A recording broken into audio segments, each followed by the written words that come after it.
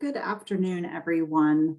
We are going to start the training in just another minute or two. We're giving everyone time to get on and get settled. And then we will put the slides up and get started on today's presentation.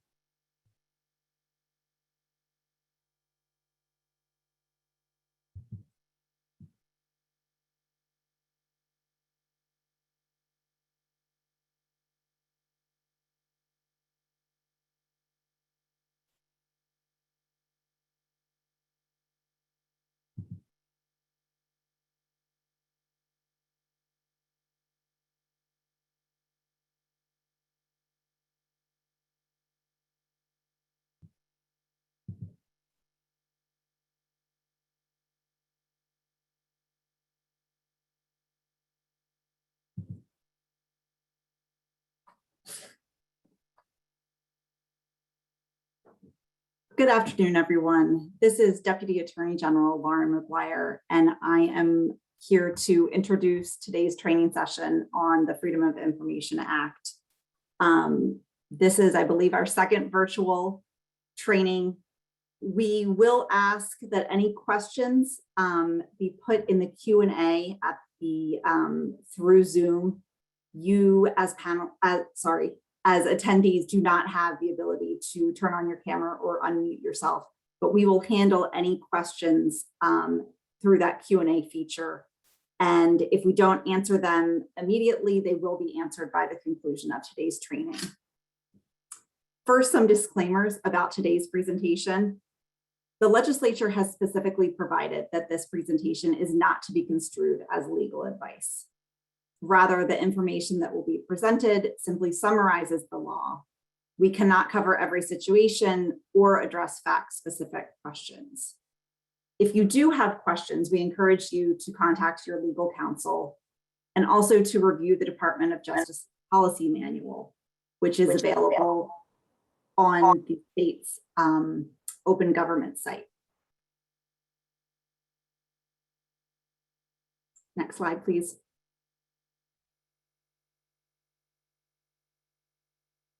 This is simply the legislative declaration for Delaware's FOIA statute. I'm not going to read through this, but it provides some guidance and authority for Delaware's FOIA statute. The purposes of FOIA are to promote governmental transparency and accountability, to inform citizens, and to make it possible for citizens to observe government in action and monitor the performance of public officials.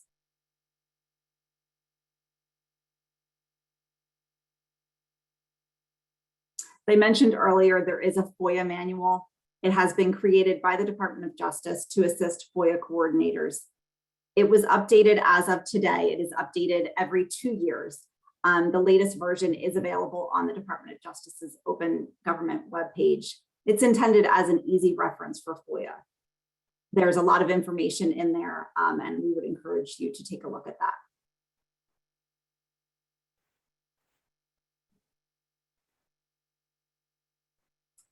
Next slide, please.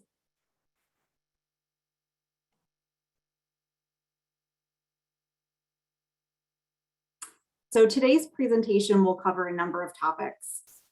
We'll cover FOIA coordinators' duties and responsibilities, requests to inspect and copy public records, fees that can be charged or may be charged by a public body in responding to a FOIA request, discussion of open meetings and executive sessions, a legislative update for virtual meetings, and as I mentioned previously, you have questions, we would encourage you to put them in the Q&A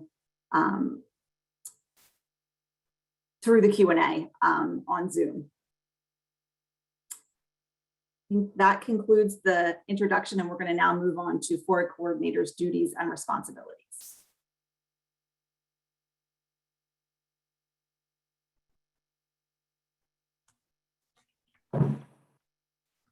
Good afternoon, everyone. My name is Dory Cole. I'm a Deputy Attorney General with the Delaware Department of Justice, and I'm going to be talking about the FOIA coordinators' duties and responsibilities. So in this section, we're going to discuss mostly Section 10,003 of the statute. It contains several requirements that FOIA coordinators must meet. So first off, let's talk about what a FOIA coordinator is. Every public body must appoint a FOIA coordinator who serves as the point of contact for citizens requesting public records. And that person is responsible for tracking and processing those requests. So to ensure the public is aware of the FOIA coordinator for each public body, the coordinator must be identified on the public body's website. The statute also requires the FOIA coordinator's name and contact information be sent to the Department of Justice. And if there's any change to that information, you must update the website and provide the updated name and contact information to the Delaware Department of Justice within 20 business days. And if to update the DOJ, we prefer that you send it to us by email, and you can see our email addresses on this slide. It's opengovernment@delaware.gov.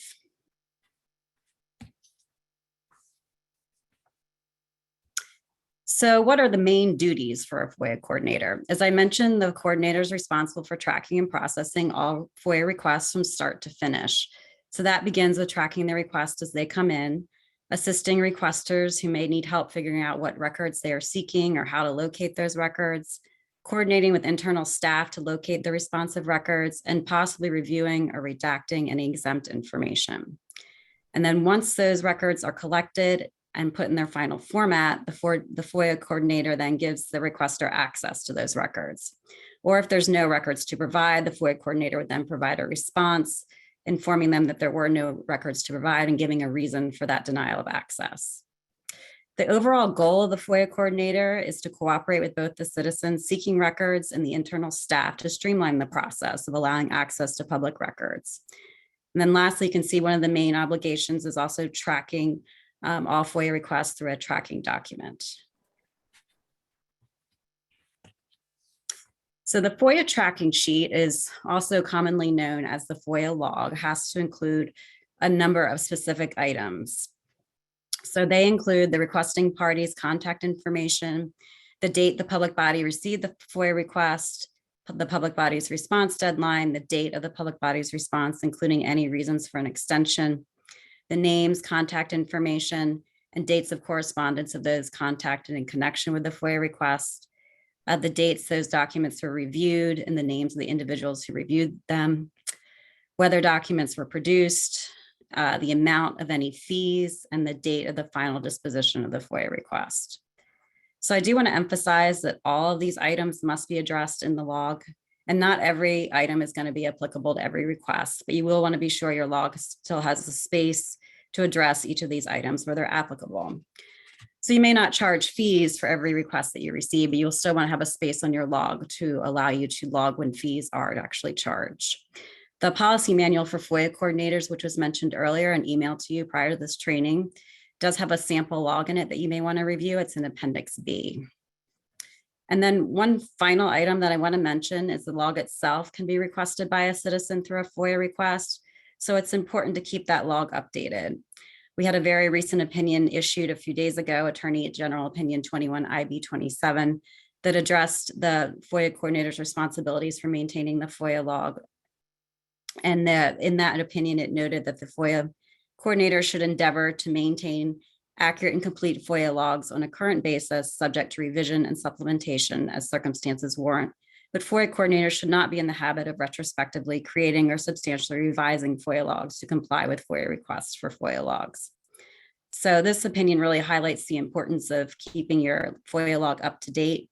And as one takeaway from today's presentation, I'd encourage everyone to take a look at the log review that includes all the items that are listed in the statute and to make sure it's up to date. So Section 10,003 covers several other topics, including the form of the FOIA request, how to respond to a FOIA request in general, and how to respond to two specific types of requests for emails and non-custodial records.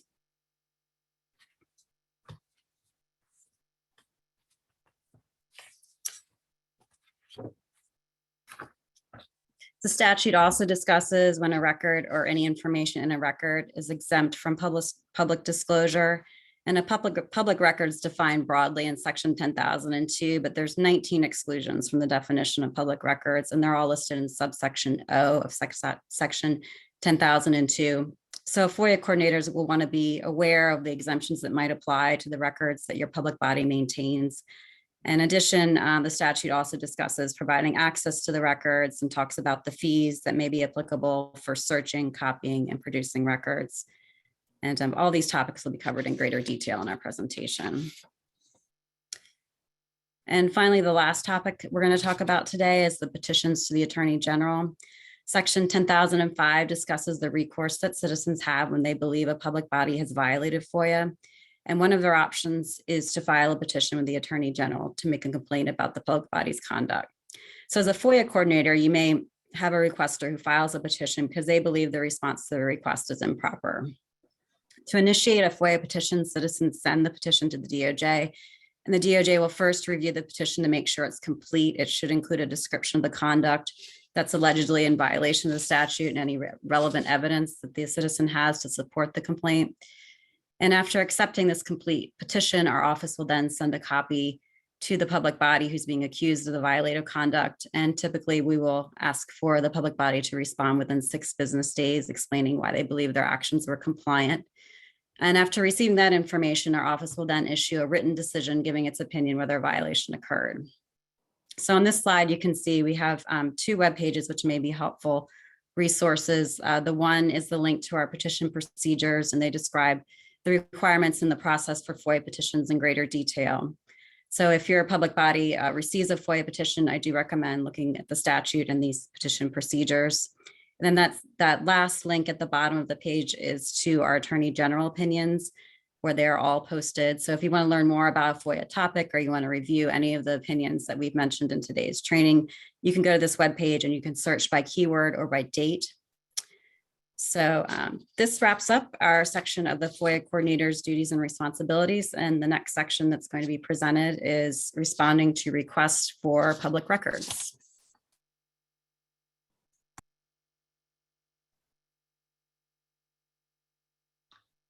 Good afternoon. My name is Ed Kosmowski, and as noted, my presentation will be responding to requests for public records. However, before I begin my presentation, I wanted to remind everyone that FOIA was amended this year, and the revisions included a renumbering of the subparts of Section 10,002.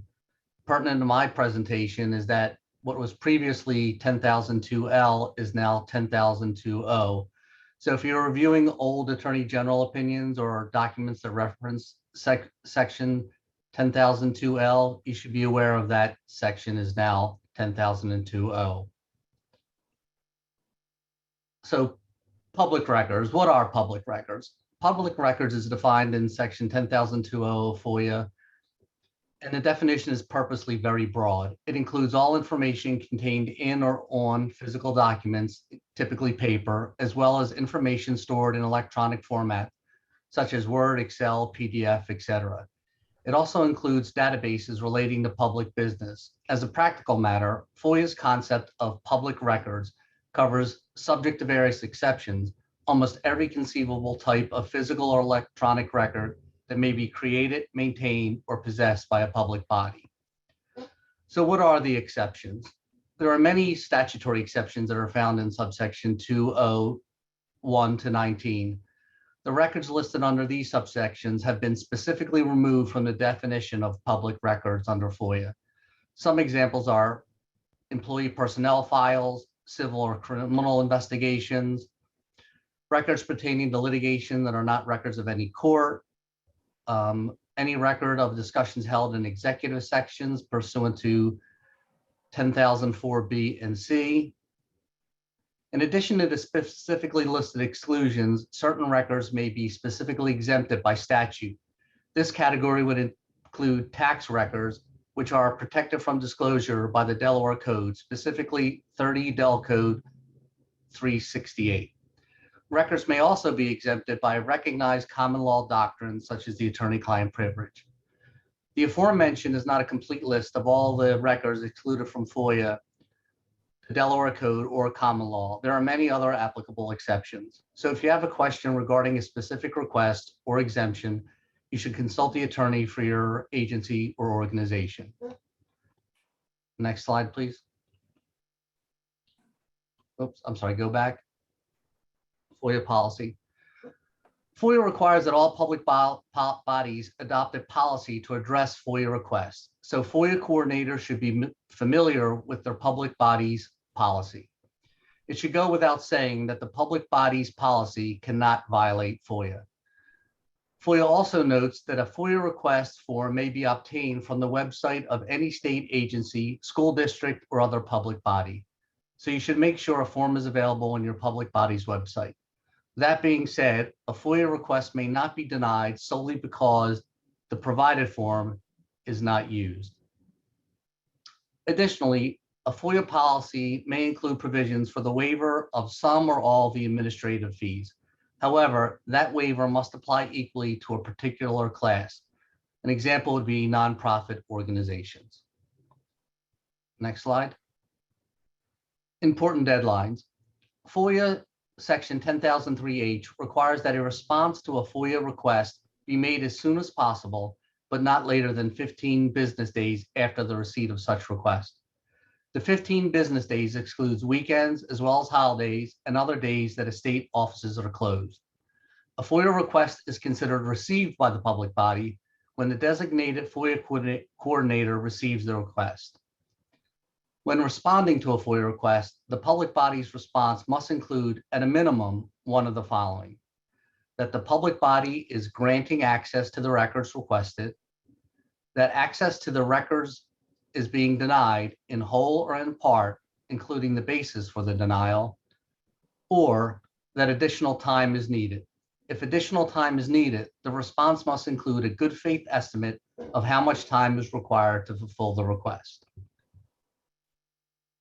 Additional time. So what if additional time is needed to respond? If additional time is needed to respond or compile records, a response must be sent that indicates additional time is needed and must include one of the following statutory bases for an extension. 1, the records sought are voluminous. 2, the request requires legal advice in connection with the request. Or 3, the records are in storage or being archived. Additionally, the response must include a good faith estimate of how much additional time is needed to fulfill the request. A response of ASAP or soon will not likely withstand scrutiny. Request for emails. A FOIA requires each public body to attempt to fulfill requests from its own records using reasonable efforts of its own staff. So in most circumstances, a third-party provider should not be used as a public body's first point of contact for email records. Also, failing to conduct a reasonable in-house search for the records might be deemed unreasonable. Only after an exhaustive internal search should an agency seek assistance from a third-party technology service provider. However, before requesting DTIs to provide email records, the public body is required to provide an itemized written cost estimate to the requesting party, as DTI charges an hourly rate to retrieve such emails. Upon receipt of the estimate, the requesting party may decide whether to proceed with, cancel, or modify the request. It should also be noted that DTI only maintains some emails for 1 year. So what are some suggested steps for responding to an email request? In most instances, FOIA coordinators should take the following steps to comply with Section 10,003I. Identify the employee or employees most likely to have access to the email records identified in the FOIA request.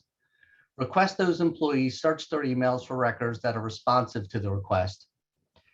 If an employee cannot be identified or cannot conduct the search, first work with internal IT personnel to obtain the email records.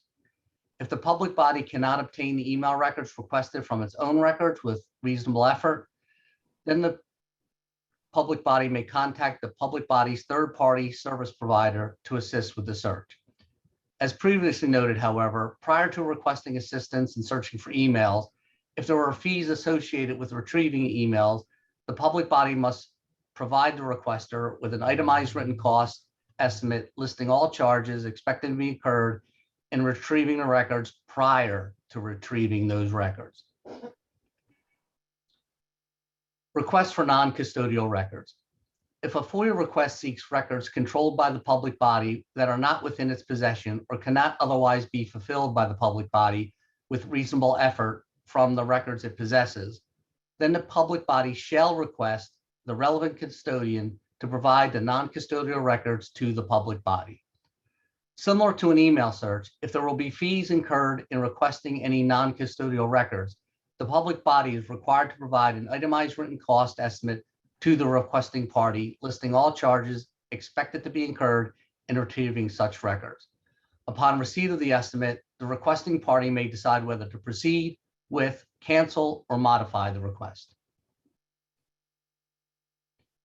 Denials. If a FOIA request is denied in whole or in part, the public body must include the reason for the denial in its response. However, the public body is not required to provide an index or any other compilation listing each record or part of a record that was denied. As an example, a public body does not have to produce a privilege log to support denial of documentation under either the attorney-client privilege or the attorney work product privilege. A public body may meet its burden by producing an affidavit signed by counsel attesting that the records had been reviewed for certain privileges, along with an explanation of the privileges applied. That concludes my presentation for responding to requests for public records.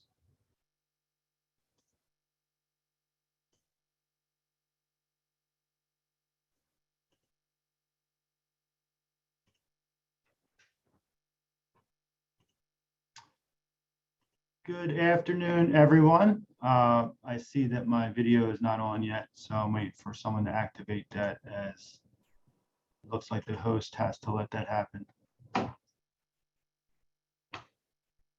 While we wait for my video to activate, unless any of the other panelists have an objection, I see that we have one anonymous question from the attendees.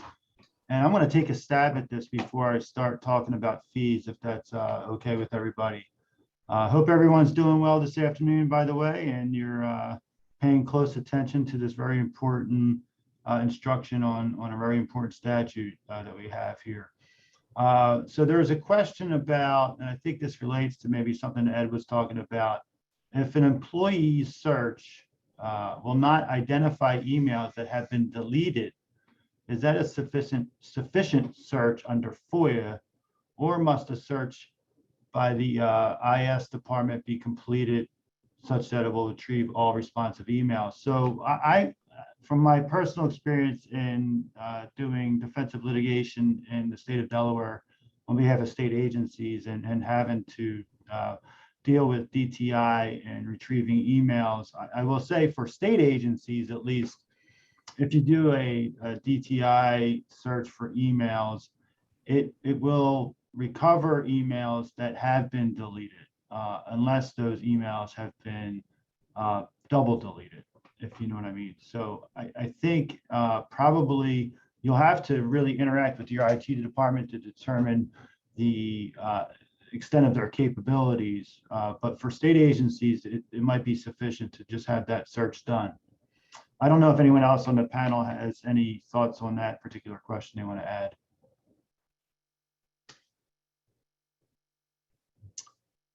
Okay, hearing none, then I'll just move on and discuss my favorite topic under FOIA, which is fees, what can be charged and how they can be charged. And this is very important because, as we'll get into,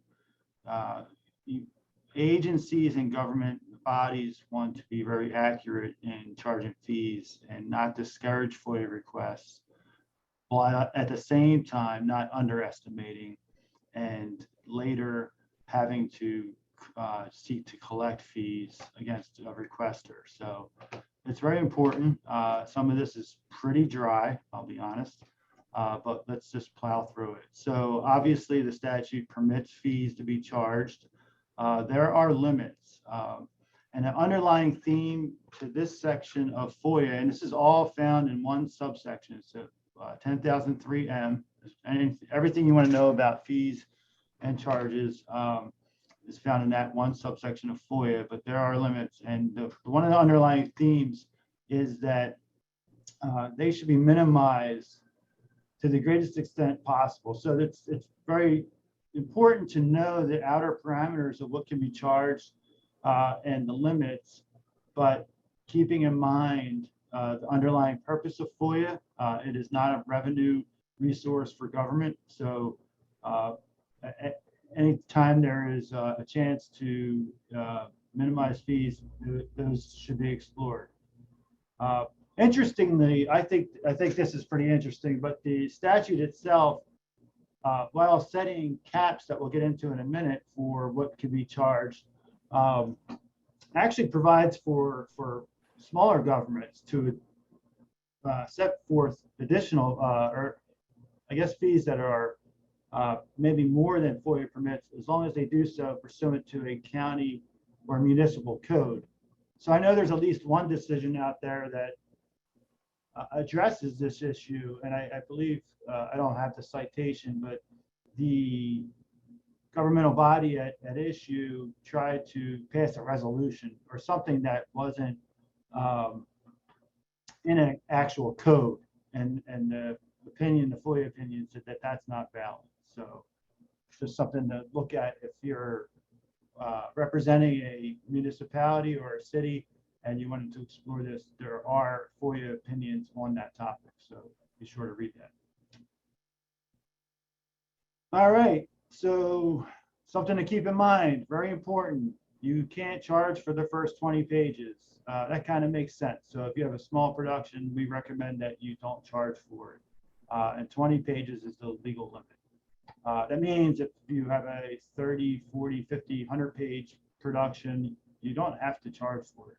But you can for the first 20 pages, and obviously if they're double-sided, you can charge 20 cents a copy. I guess there are times when the government body is going to produce colored copies of documents, maybe pertaining to land use or oversized pages, and there are specifications for the amounts in the statute for that type of production as well. You should know about those.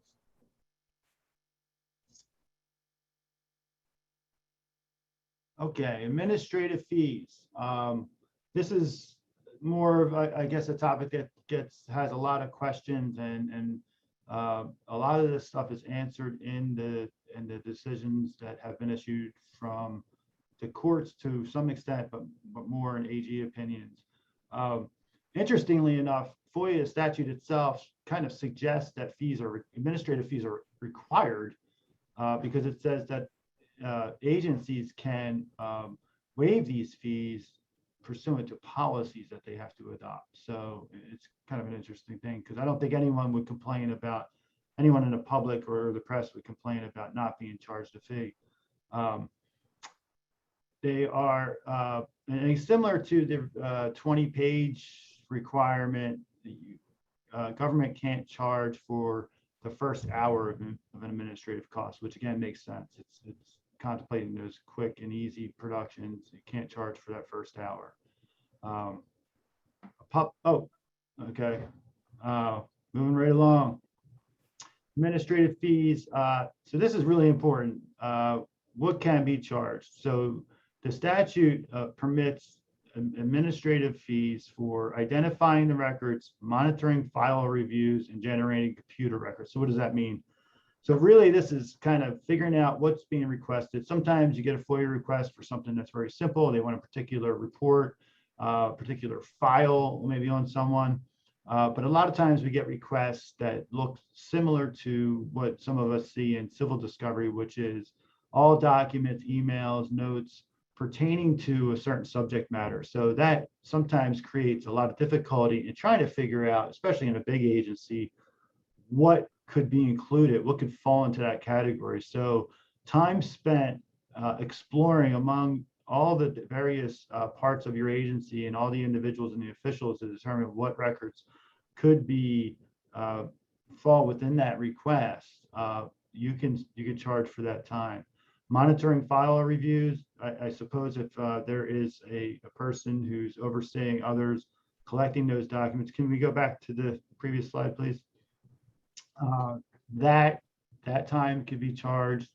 I suppose if there's any kind of third party that's assisting with it, but the time spent monitoring that review arguably could be charged. Generating computer records. So this is time that your IT department may spend just with the computer system trying to pull emails and get those into a form that can then be reviewed by someone. And then finally, time has to be billed at the quarter hour. So every 15-minute increments, that's how it should be charged. And then this is very important, the underlying language here. You have to, the rate to charge is the lowest paid employee capable of performing the service. So this is not necessarily someone who is paid the least in the agency, but someone who can reasonably perform this task, but that whatever the lowest paid person is in your agency. So you could have the division head, if he or she is bored, do all this work, but they have to not charge their rate.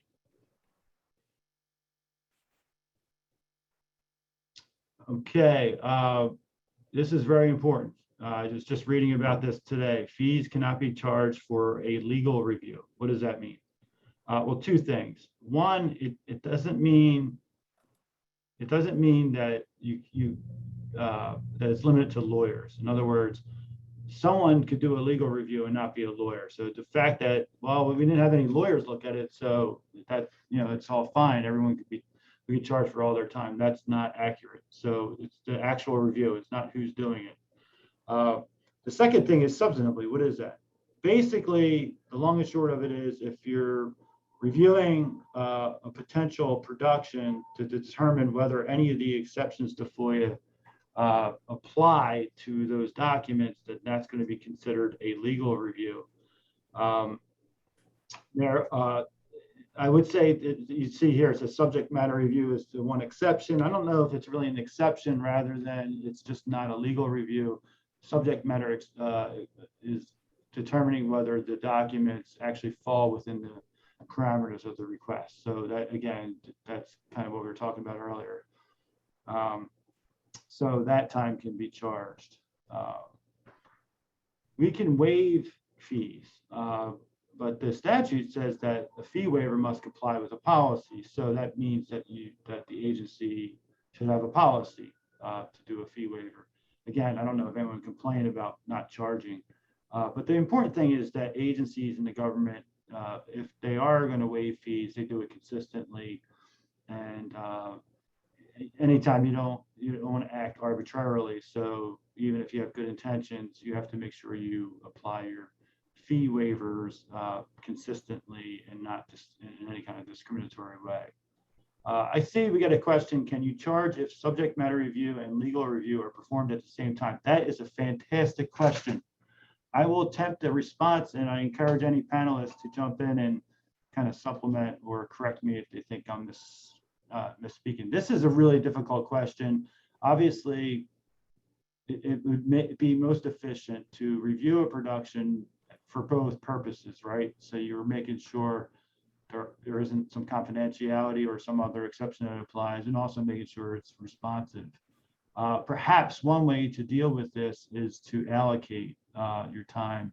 I think there may be decisions on this though, and say if you're looking at documents and determining whether an exception applies, that you can't do that. I think you really got to dig into the AG opinions on this topic and to see if there's any great guidance. I don't know that there is, so you have to use your best judgment on that. But there ought to be a way that you can reasonably do a subject matter review and then do an exception review. Anybody else want to add to that?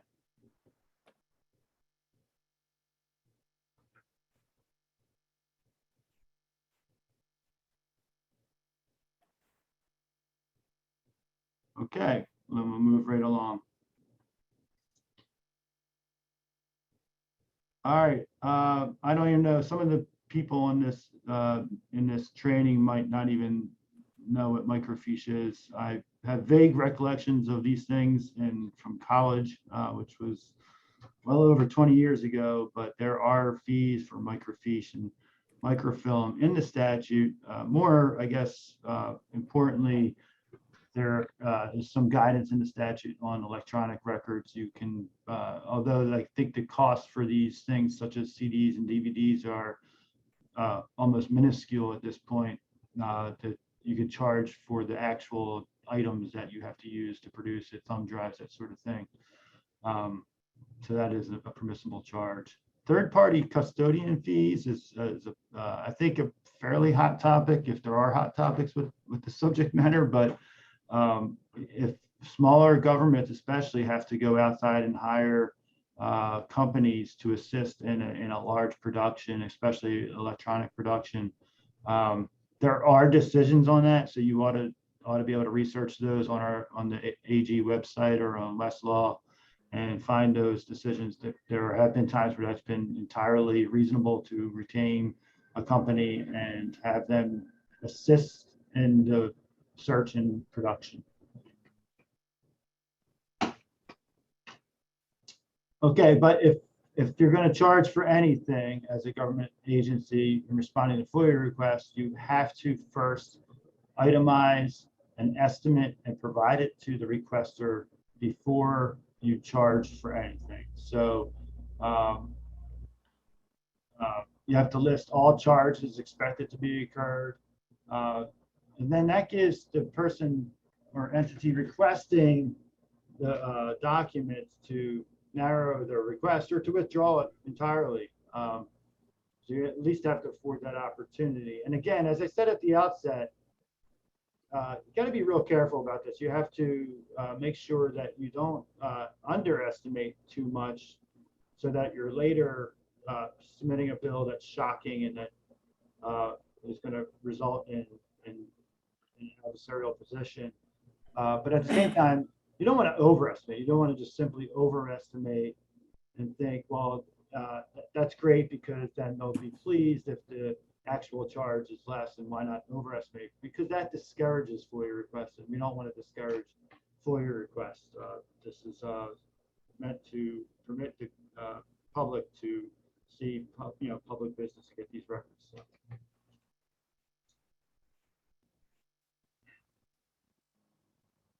And and this frequently occurs, requiring advance payment before producing the documents. That is permitted. And then I think the last item on here should go without saying. If the estimate exceeds actual cost, you have to provide the difference that there was in advance. So make sure that happens. In summary, you have to ensure that your collection practices comply not only with the statute, but with an internal policy, and ensure that fees are always, keep in mind reasonableness. I will add, before we go on to the next section, which I'm again handling, there was an opinion issued on September 29th by this office on fees. I encourage you to go to our website and read them. There was an estimate of for time for each page of email review. I think it would be very interesting and helpful for folks to read that decision to get more, to get it, to look at these, look at this guidance and this statute in a context. Okay, you're stuck with me for another section. Sorry about that, but now we're going to talk about executive sessions. And this pertains to open meetings. So some of this is commenting on just open meetings, and then we're going to talk about executive sessions. So here, meetings of public bodies are to be open, right? And unless there's a specific exemption in FOIA. So what's a meeting? It sounds kind of obvious, but they're representing several public bodies myself. Members come to a building early, start talking, or there could be email chains that go around, and it's important to understand, well, at what point could what's happening before me be violating the FOIA statute. So a meeting is a formal or informal gathering of a quorum of the members of a public body. So a quorum is a majority. So anytime a majority of the public body meets, either formally or informally for the purpose of discussing or taking action on public business. So either in person or by video conferencing. I will say though, if the public body is exchanging emails and there's a quorum and they're discussing public business, you're risking violating FOIA. So I discourage my public bodies from having any kind of public discussion by email. Meetings have to be noticed and minutes have to be maintained for those meetings. So the notice, the obvious thing is time, date, and place of the meeting. And especially in last couple of years, it's important to also provide whether there's going to be a video conferencing available for anyone, whether it's a hybrid meeting or obviously if it's a purely virtual meeting, which is my understanding is still permitted these days, that information has to be in the notice. A preliminary agenda, and I guess it's preliminary because it could be amended, but that must include, if there's going to be an executive session, the agenda is supposed to indicate that, and catch-all categories are not generally permitted.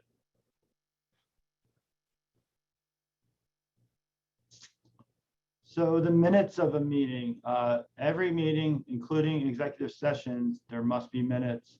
The minutes at a minimum must record the members present, each vote taken, and the actions agreed upon. And if the vote is unanimous, then that it could just say that, but otherwise the minutes must state how each member voted and note abstentions and recusals. Executive session minutes may be withheld from public disclosure, but only so long as the public disclosure would defeat the lawful purpose of the executive session and no longer. So in other words, generally speaking, because of the information being in an executive session, those minutes for the most part can be maintained confidentially, unless at some point you don't really need to because of the reason that they were, you went into executive session to begin with. So I don't have a great example there, but that's a general rule. Calling an executive session. So this must be done in an open meeting. There has to be a motion in the open meeting and the stated reason, which is got to be one of the reasons set forth in the FOIA statute for having an executive session. So you want to limit the discussion in the open meeting on the acceptable reason, so you don't get into the information that you're going to get into in an executive session. So once you're in the executive session, you're not supposed, the board or the public body doesn't take vote or doesn't make a motion and vote on public business. The public body is supposed to vote to come out of executive session and then vote in public on that, on what may have been discussed during the executive session. All right, so I'm going to just paraphrase some of these, but these are the reasons set forth in the statute for having an executive session. Individual citizens' qualifications to hold a job or pursue training, preliminary discussions on site acquisitions, where there's publicly funded capital improvement relating to real estate, law enforcement agencies' efforts to collect information leading to criminal apprehension, that pretty much is self-explanatory. Discussions of identifiable and lawful charitable contributions where anonymity has been requested. Student disciplinary cases are another example. And with a lot of these, unless the person or the entity you're trying to, the reason that you're going to executive session, if that person wants it to be in public, obviously it can be in public. Employee disciplinary cases, similarly, and personnel matters. Again, unless there's a request for it to be in public session. So again, more reasons, strategy sessions, including seeking legal advice on pending or even potential litigation, collective bargaining discussions. Those are all times when you can go into executive session. And there's some case law here cited for kind of further information on this and some Attorney General opinions.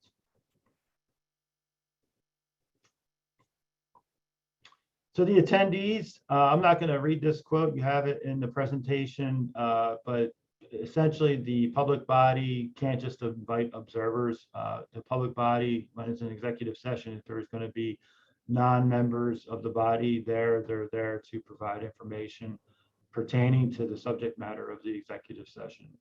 And again, if a member recuses himself, they should leave the executive session.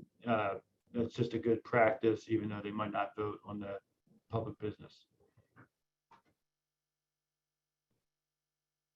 And that concludes my presentations on fees and executive sessions. And now you're going to hear about legislative updates to virtual meetings.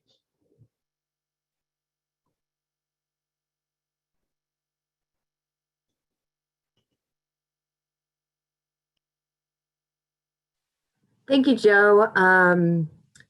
So yes, I'm Deputy Attorney General Carla Jaros, and I'm going to provide you the legislative update to virtual meetings. That's coming out of this past General Assembly session in which they passed Senate Bill 94. So let's start with the next slide.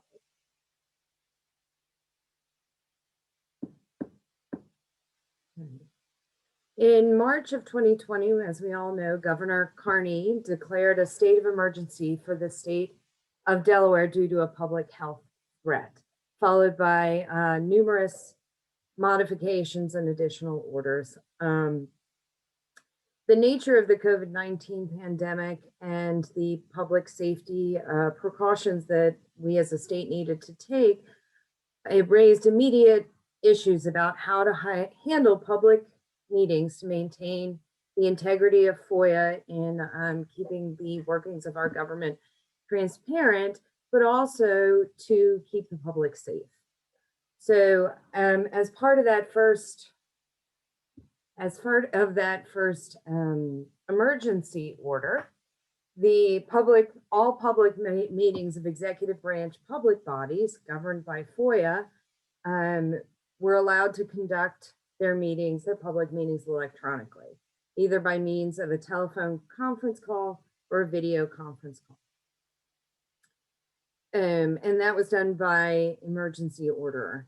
Now, signed on July 23rd of 2020, substitute number 1 to Senate Bill number 243 attempted to codify the executive orders on FOIA.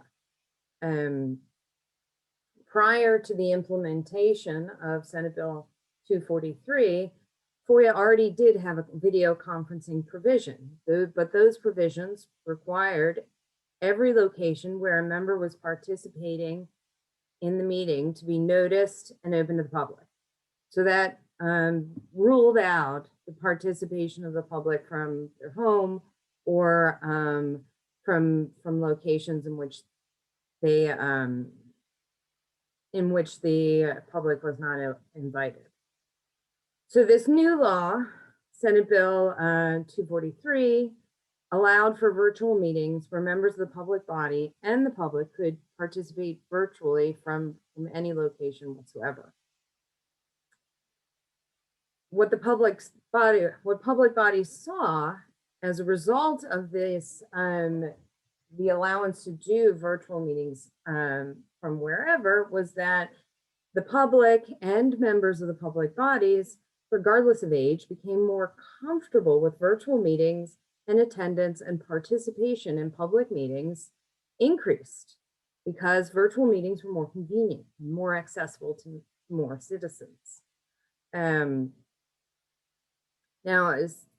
wait, go back one, please. Thank you. Okay, so Senate Bill 243 allowed for, but was only in effect from July 23rd, 2020, and it was set to expire on June 30th, 2021.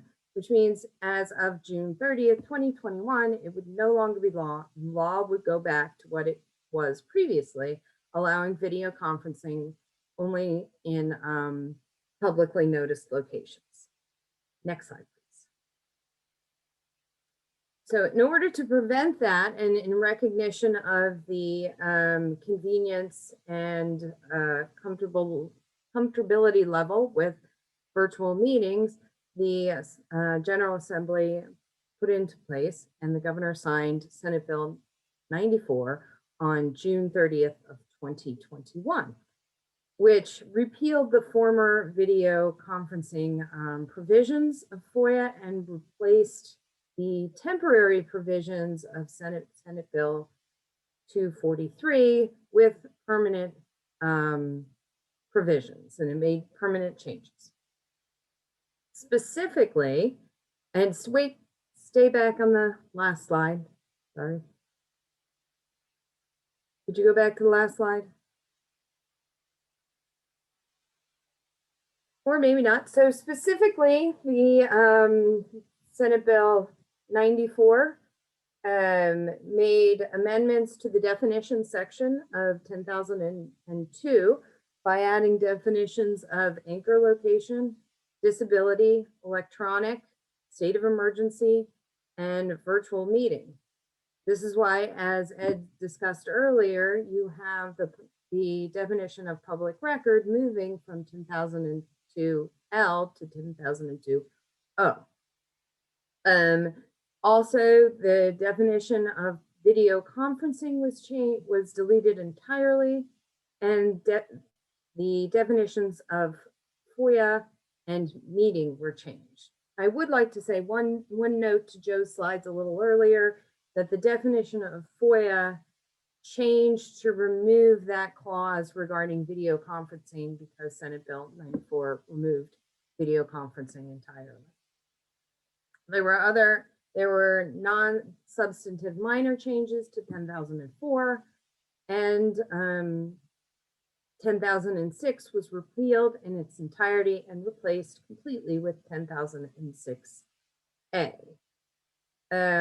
Importantly, not all the changes made by Senate Bill 243 ended up in Senate Bill 94.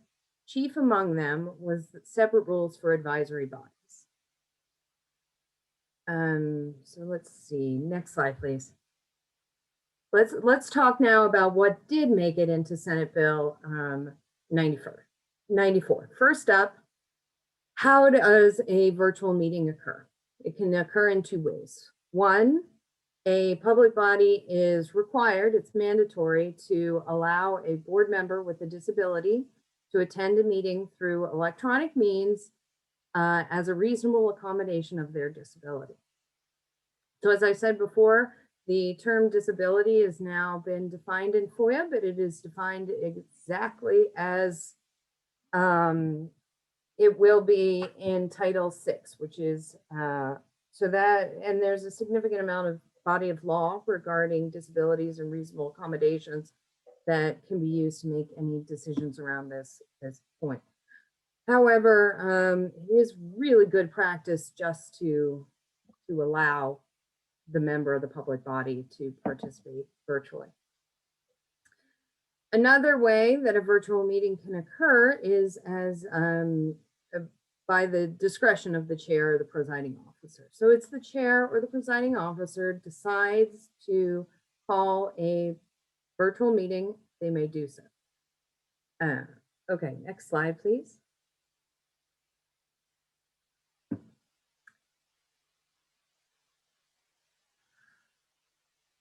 So here are the rules that one must follow if you're going to have a virtual meeting.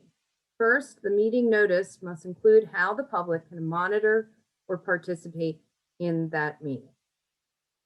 So the meeting must have an anchor location.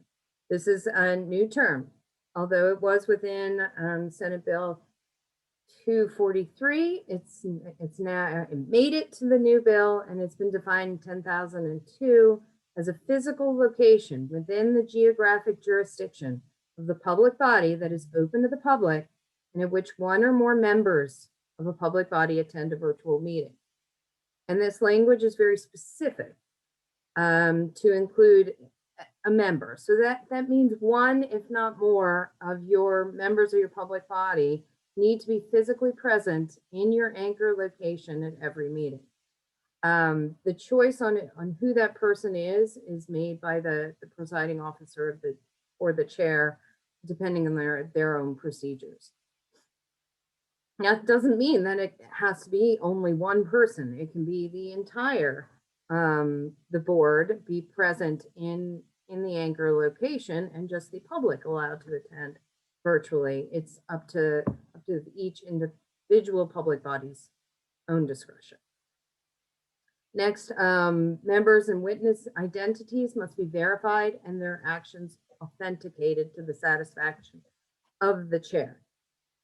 Now, remember, the new definition of electronic and virtual meeting includes a whole host of different, sit a little closer. So the definition of electronic and virtual meeting includes a whole host of different methodologies for conducting that meeting. So for example, if you're talking about a telephone, your methods of verification and your methods of verification are going to be different than they are if we are talking about a Zoom platform or something in which you can see the other members of the public body. Next, members and witnesses must be able to do one of the following. Either they must hear the comments of each member or witness, or they must hear the comments and view each member and witness. They don't have to do both, which means if you can hear the comments, you don't have to also view them. Next slide, please.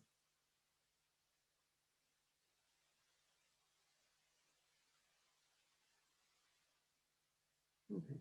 Next, a document accepted by the presiding officer or chair must be provided to every member during the meeting and made available to the public under section 10,003 of this title.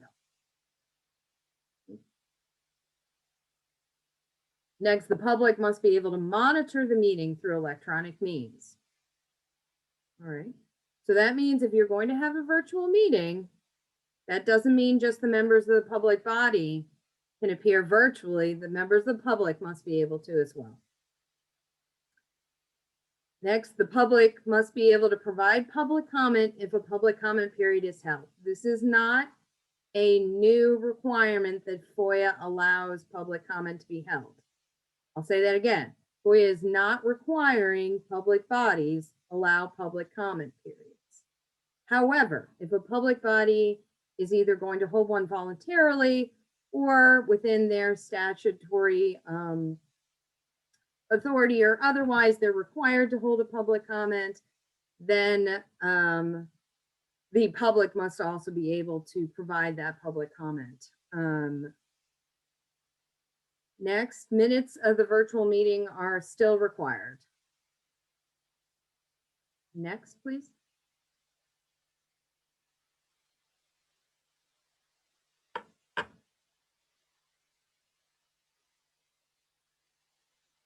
Okay.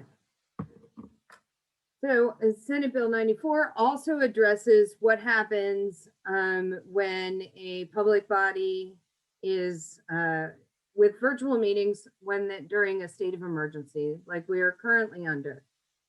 Any public body can hold a virtual meeting during a state of emergency. And that means all board members can participate by electronic means and no anchor location is required.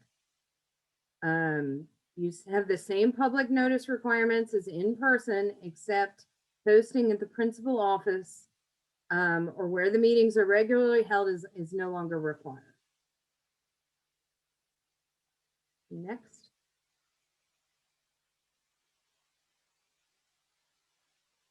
So if the law requires a public body to keep a verbatim transcript, the public body must still keep that verbatim transcript. And finally, only for elected public bodies, a document used during the meeting by a member or witness that is accepted by the chair must be immediately transmitted to each member or witness participating, and the public must be able to view a recording of the meeting within a reasonable time after the meeting concludes. So here's some final words on virtual meetings. These are the things that need to happen regardless of whether the virtual meeting is held during a state of emergency or regular times. So 1, all actions taken during a virtual meeting have the same legal effect as if there's an in-person meeting. All the virtual participants count toward the quorum. That being said, we want to make sure that we continue to have virtual participants with us when we take the vote. So it is good practice to continue roll call votes and ensuring that a member of your public body doesn't lose connection or leave. Virtual participants are allowed to vote. And then technological problems that limit public access will not invalidate the meeting or actions taken during the meeting. That being said, I know public bodies, it's a pain when there are technological problems, so you want to work to try and fix them as soon as humanly possible. Now we're going to move on to the question and answer period. I know panelists have been responding to the questions placed in the Q&A button, Joe live and hopefully others in writing. So in addition to the Q&A box, you can continue to put questions in there. If you have a question you want to ask live, please use the raise hand button and we'll do that right now. The raise hand button, people are pretty familiar with that, but it's a yellow hand at the bottom of your screen, and I will look to try and to find anyone who's raised their hand.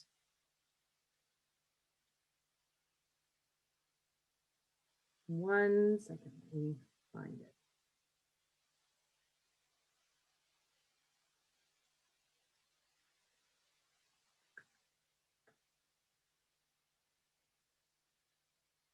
All right.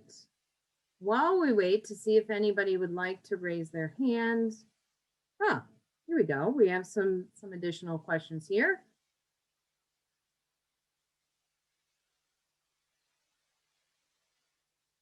I'm not entirely certain whether there's a question here. The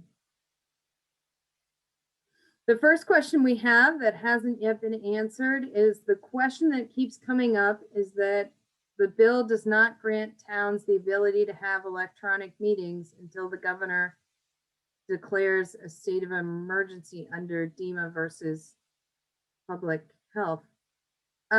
Is that a question? Are you asking whether the bill grants towns the ability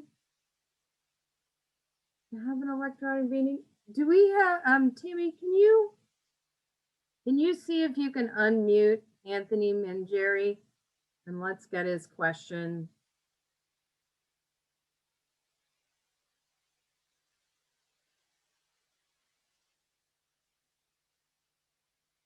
Can we do that?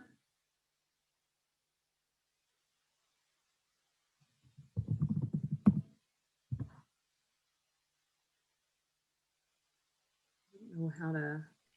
He's not showing in the alphabetical list anymore. I had a few that fell off, so I'm not sure that he's still in here.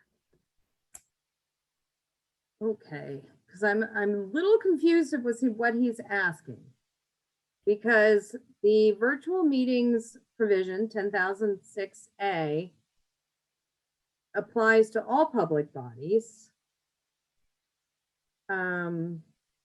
Unless, yeah,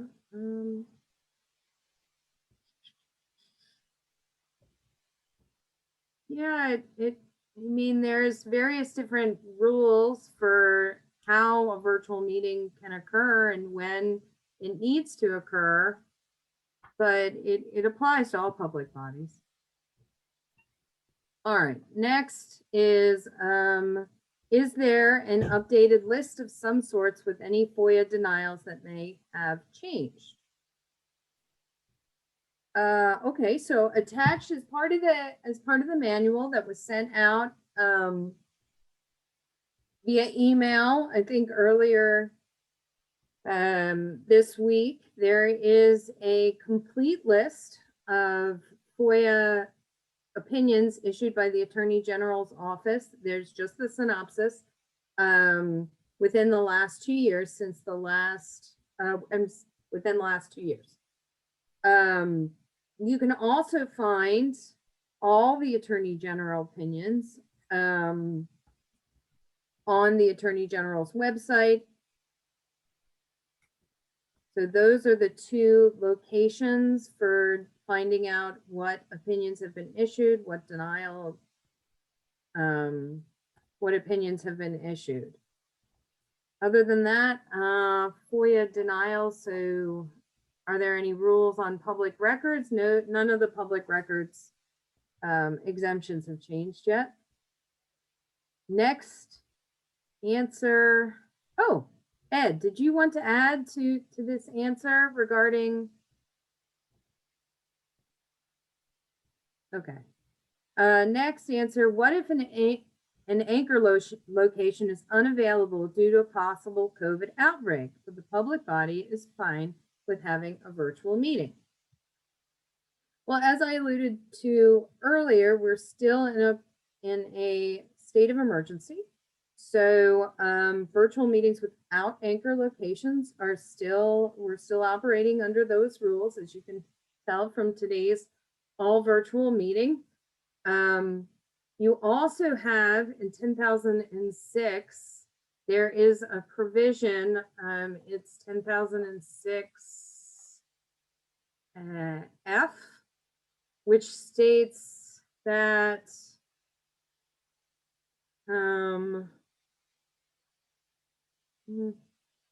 no, that's not helpful.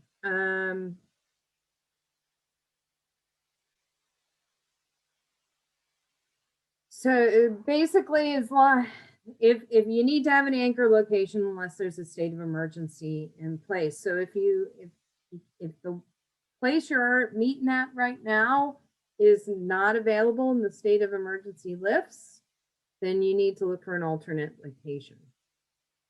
FOIA log is in what format? Digital, hard copy, etc. Dory, do you want to answer that one?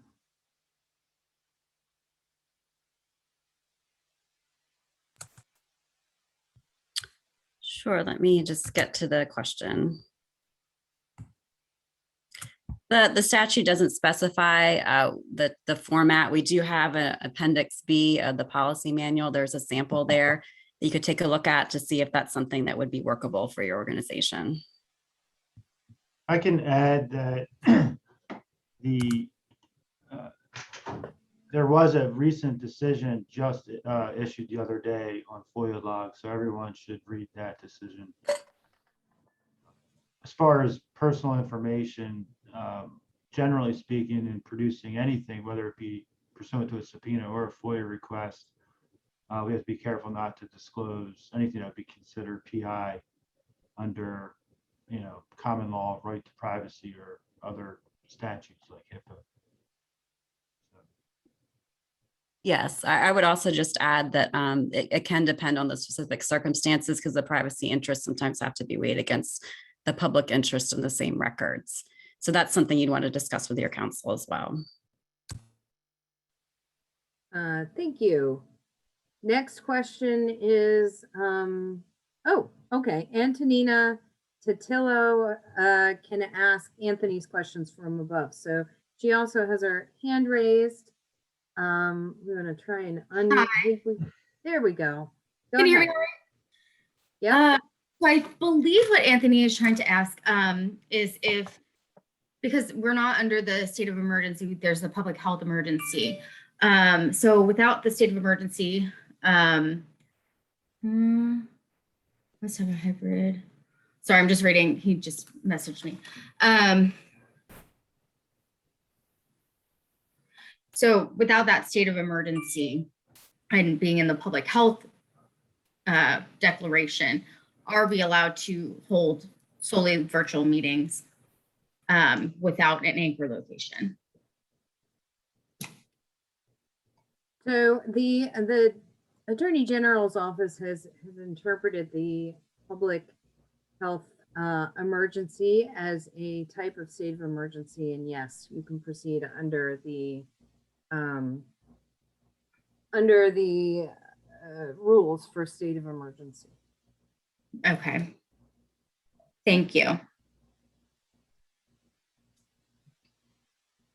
Next, if someone asks for information on a contract that's still in process, can I send an email stating we will give information after the contract is completed, or do I have to provide information that is available? Let's see, this feels like it's addressing public records. Ed, did you want to take this?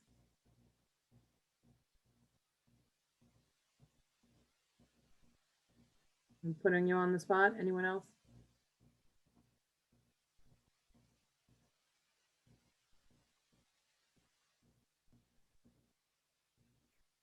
While Ed's responding or thinking about this, I will Yeah, I'll add, respond on the emails. Wait, what?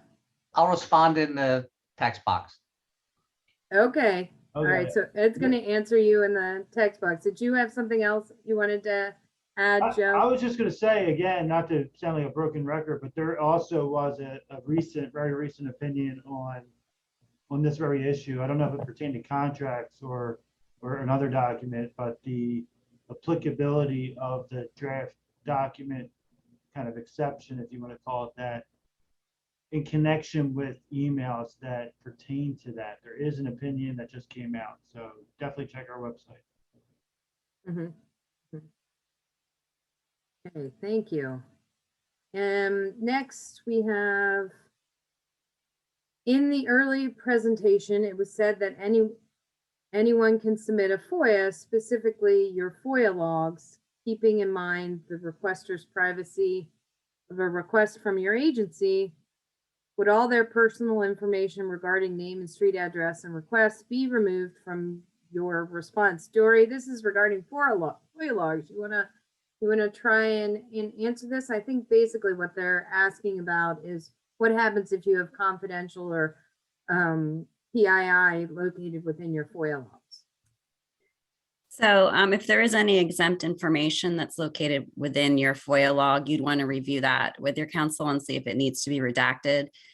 Personal information will implicate the right of privacy, and there's quite a good bit of case law and opinions about that, but it would really depend on the circumstances and weighing the interest of that information versus the interest in the public record.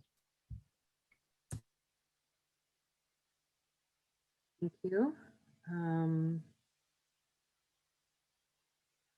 We did, Antonina. FOIA log question. If I deny a FOIA request because the requester is not a resident of Delaware, does that have to be added to the log? Oh, this is another FOIA log question. Go ahead, Dory, if you don't mind. No problem. Yes, if it's a FOIA request and it's been deemed as such, it belongs on the FOIA log.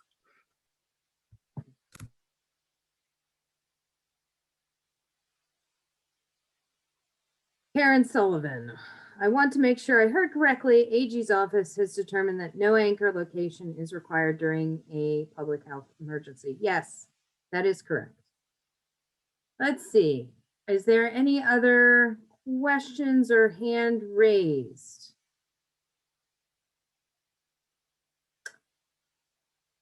I will just give you a couple of minutes. Oh, we're waiting for Ed's answer. Sure you don't want to tell us out loud, Ed? Yep, I'll do it loud. Now, what I was saying was, yes, since the information they requested technically doesn't exist yet, since the contract is still in process, you could advise them that it's still in process and that you would respond when it's completed, when it's a formal finalized contract. And as Joe pointed out, there are some Attorney General opinions that address drafts. as well. All right, as a final notes for today, we're doing the recording a little differently this year. We did record the entirety of this presentation, but we're also taking the time in the next couple of weeks to record each section of the ongoing, the sections required in statute separately, so that they're going to be recorded and put on the Attorney General's website, so you can access that section that you're interested in viewing, and that section only, without having to review the entirety of our presentation today. Thank you for joining us today. It looks like we're going to finish up a little early, but we'll be back next year. I'm sure nobody's disappointed in that. And hopefully we'll all be back in person, and we will have new and exciting stuff for you. Hold on. Before we leave, we have a couple more questions that have come in, so we want to make sure we get those. Our next question is from Lauren Wilson, and she asks, do out-of-state FOIA requests have to be answered?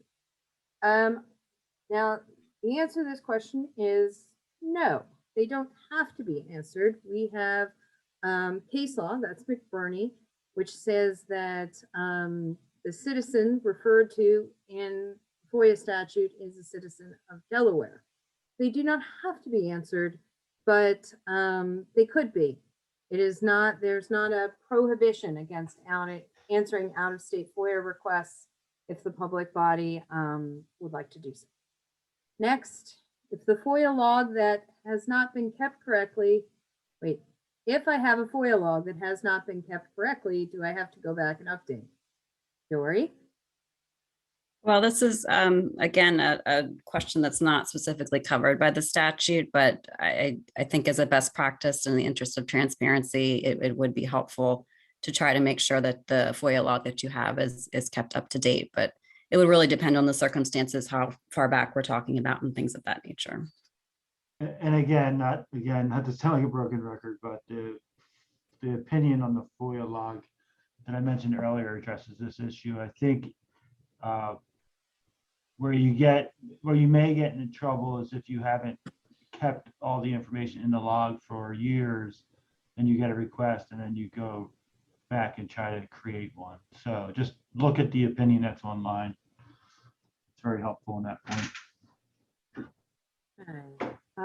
Next, we have New York media requests from media orgs incorporated in Delaware. Can we decline for out of state?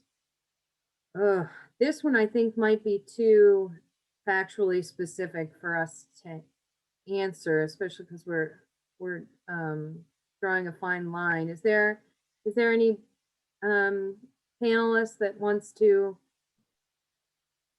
answer that? I think you've kind of answered it with your previous answer. It's got to be a Delaware citizen, but you may respond. Is the attorney? So now we're getting, is the Attorney General's opinion that a public health emergency is the same as a state of emergency written anywhere? At this point, I think I'm just going to rely on what I've said, which is we have interpreted the current public health emergency to be a category of state of emergency in order to allow public bodies to continue to hold virtual meetings under the state of emergency regulated rules and statutes. Okay, and on that note, it looks like those are all the questions we have for the question and answer section. I want to say a big thank you to the panelists, all of the panelists, and especially Joe, who took 2 sections at the very end. Thank you to everyone, and have a very nice evening. Okay. Thank you, That'll Carla. be Thank the you to end. the attendees as well. Yes, absolutely.